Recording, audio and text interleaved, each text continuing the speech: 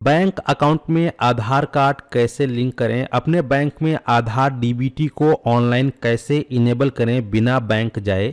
आज के इस वीडियो में हम आपको कंप्लीट प्रोसेस बताएंगे। घर बैठे बिल्कुल फ्री में आधार ओटीपी के जरिए आप लोग अपने बैंक खाता में अपना आधार कार्ड सीड कर सकते हैं, डीबीटी को लिंक कर सकते हैं।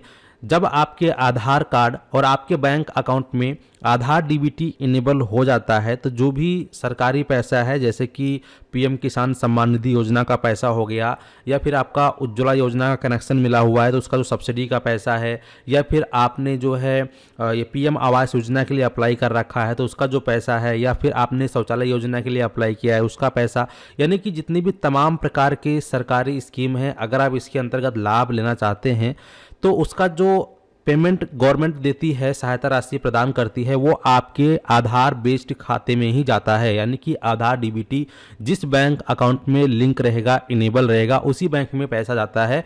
अभी हाल ही में आप लोगों ने जो है एक न्यूज़ पढ़ा होगा कि लगभग जो है 2 लाख किसान ऐसे हैं जिनको कि इस बार पीएम किसान सम्मान निधि योजना का पैसा नहीं मिला था। इसके पीछे का रीजन यही था कि उन लोगों के बैंक अकाउंट में आधार डीबीटी इनेबल नहीं थे, आधार सीडिंग नहीं था। सो आज की इस वीडियो में हम जानेंगे कि हम लोग घर बैठे अपने बैंक अकाउंट में आधार डीबीटी को कैसे इनेबल कर सकते हैं बिल्कुल फ्री में, बिना बैंक जाए। आपको बैंक जाने की ज़रूरत नहीं है, कोई भी आपको फिजिकल फॉर्म भरने की ज़रूरत नहीं है, सिर्फ आधार ओटीपी के जरिए ही आप अपने बैंक अकाउंट में आधार डीबीटी को इनेबल कर सकते हैं। तो आइए शुरू करते हैं। वीडियो में आगे बढ़ने से पहले आपसे बस एक छोटी सी रिक्वेस्ट है कि अगर आप चैनल पे पहली बार आए हैं तो जल्दी से चैनल को सब्सक्राइब कर लीजिए, साथ ही साथ नोटिफिकेशन बेल आइकन को ऑल पे क्लिक करके ऑन कर लीजिए ताकि आप इसी प्रकार का लेटेस्ट अपडेट देख पाएँ। ठीक है, तो इस प्रकार से आपको क्लिक कर लेना है। अब आइए शुरू करते हैं और जानते हैं कि अपने बैंक अकाउंट में आधार डीबीटी कैसे इनेबल करें।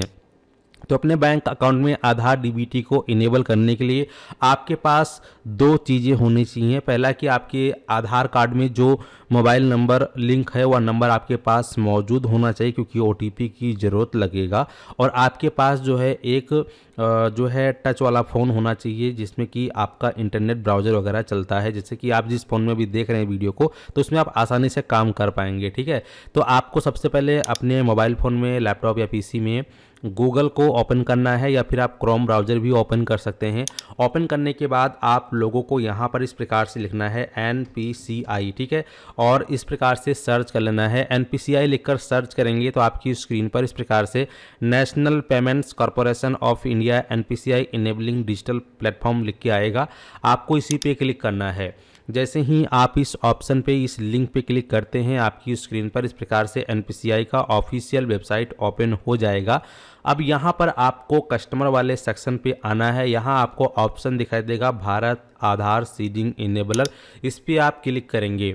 इस पर जैसे ही क्लिक करेंगे इस प्रकार से आपकी स्क्रीन पर कुछ सेकंड का प्रोसेसिंग होगा। अगर कुछ एरर आता है तो आप काट के दोबारा से ओपन कर लेंगे। अब यहाँ पे जैसे हमने अभी ओपन किया तो आप देख पाएंगे किस प्रकार से हमारे स्क्रीन पे एरर आ गया, आपके सामने ये हमारे सामने ओपन नहीं हुआ। तो ऐसे आप लोग के साथ भी एरर आ सकता है। मैं चाहता तो इस एरर को इस वीडियो में से निकाल कर डायरेक्टली आपको प्रोसेस करके दिखा देता, लेकिन मैं चाहता था कि आपको एरर भी दिखाऊं, क्योंकि आप में से काफ़ी सारे लोग कमेंट सेक्शन में बोलते हैं कि जो है नहीं होता है, एरर आ जाता है। सो एरर इस प्रकार से अगर आपके सामने आ भी जाता है तो आपको घबराने की कोई भी ज़रूरत नहीं है। आप यहाँ से इस टैब को कट करेंगे।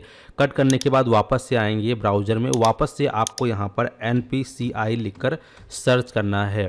जिसे आप सर्च करेंगे, सर्च करने के बाद वापस से आप लिंक पे क्लिक करके इस प्रकार से ओपन करेंगे। कस्टमर पे आएंगे यहाँ पर और वापस से आप भारत आधार सीडिंग इनेबलर बटन पे क्लिक करेंगे।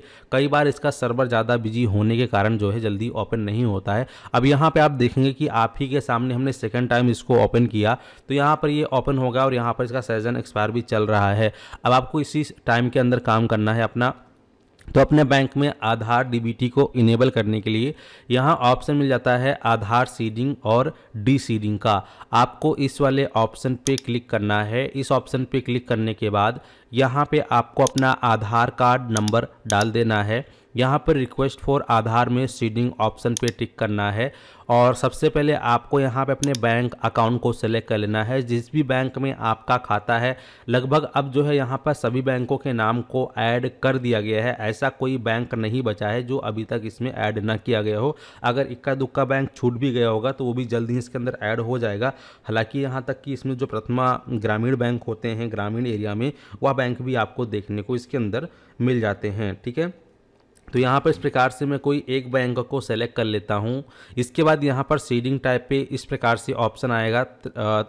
3 ऑप्शन है, फ्रेश सीडिंग, दूसरा है सेम बैंक टू अनदर और दूसरा है कि एक बैंक से दूसरे बैंक में। ठीक है, तो अगर आपका इससे पहले कभी भी आपने आधार डीबीटी इनेबल नहीं करवा के रखा है तो अब ऐसे में फ्रेश सीडिंग पर क्लिक करेंगे और यहाँ पे अपना अकाउंट नंबर डालेंगे, फिर अकाउंट नंबर कंफर्म करेंगे और इस पर टिक करके जो भी कैप्चा कोड दिया गया यहाँ डालेंगे, सबमिट पे क्लिक करेंगे। आपके नंबर पर ओटीपी आएगा, जो आधार में नंबर लिंक रहेगा वो ओटीपी डालकर सबमिट करेंगे।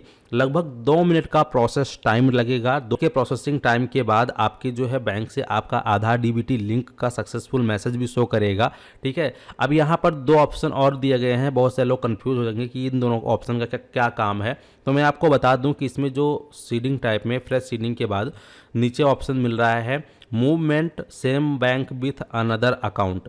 जैसे कि बहुत सारे लोग का ऐसा होता है कि एक ही बैंक में 2 खाते होते हैं। जैसे कि बैंक तो एक ही है लेकिन 2 अलग अलग ब्रांचेस में उन्होंने खाता खुलवा रखा है। जैसे कि कुछ लोगों का आधार से भी खाता खुला है, किसी का पहचान पत्र से भी खाता खुला हुआ है। ठीक है, तब ऐसे में वो चाहता है कि मेरा सेम ही बैंक में जो है सीडिंग रहे, सब्सिडी का पैसा आए लेकिन दूसरे अकाउंट में आए। तब ऐसे में आप जो है दूसरे वाले ऑप्शन का सिलेक्शन करेंगे। लेकिन अगर आपका बैंक में अगर पहले से कोई आधार सीडिंग इनेबल है और आप उसमें ज़्यादा लेन देन नहीं करते हैं या उस बैंक का सर्वर ज़्यादातर डाउन रहता है, आपका काम नहीं होता है, काफ़ी आपसे घर से जो है उस बैंक की डिस्टेंस ज़्यादा है और आप चाहते हैं कि उस बैंक से दूसरे बैंक में जिसमें कि आपको सुविधा है, जिसमें कि आपको आसानी से मिल जाता है आपका पैसा, उसमें अगर आप लगाना चाहते हैं तब ऐसे में आप तीसरे ऑप्शन का सिलेक्शन करेंगे, movement from one bank to another bank. ठीक है, यानी कि मान लीजिए कि आपका खाता पंजाब नेशनल बैंक में है, अब उसमें से हटा के आप स्टेट बैंक में करना चाहते हैं या इंडियन बैंक में करना चाहते हैं तो ये उसके लिए ऑप्शन है। फिर इसके बाद यहाँ पे अपना अकाउंट नंबर डालेंगे, अकाउंट नंबर दोबारा से कंफर्म करेंगे, फिर वही कैप्चा डालकर आप जो है आधार ओटीपी से वेरिफिकेशन कर लीजिए। उसके बाद ओटीपी डालकर वेरिफिकेशन करेंगे। लगभग 2 मिनट का प्रोसेसिंग टाइम होगा और 2 मिनट के बाद आपके बैंक के साथ आपका आधार कार्ड जो है लिंक हो जाएगा। इसके बाद अगर आपको स्टेटस चेक करना है तो स्टेटस चेक करना काफ़ी आसान है। यहाँ आपको ऑप्शन मिलेगा आधार मैपेड स्टेटस, इस पर आप क्लिक करके अपना आधार नंबर यहाँ डालेंगे, जो कैप्चा कोड दिए गए यहाँ डालकर चेक स्टेटस पे क्लिक करेंगे। आपके आधार पे ओटीपी आएगा, डालकर सबमिट करेंगे। आपके आधार से जो भी बैंक लिंक होगा वो आपकी स्क्रीन पे स्टेटस प्रॉपर देखने को मिल जाएगा। ठीक है, तो इस प्रकार से आप लोग घर बैठे आधार ओटीपी के जरिए जो है आसानी से अपने बैंक अकाउंट में आधार सीडिंग को इनेबल कर सकते हैं, आधार सीडिंग कर सकते हैं, आधार डीबीटी इनेबल कर सकते हैं।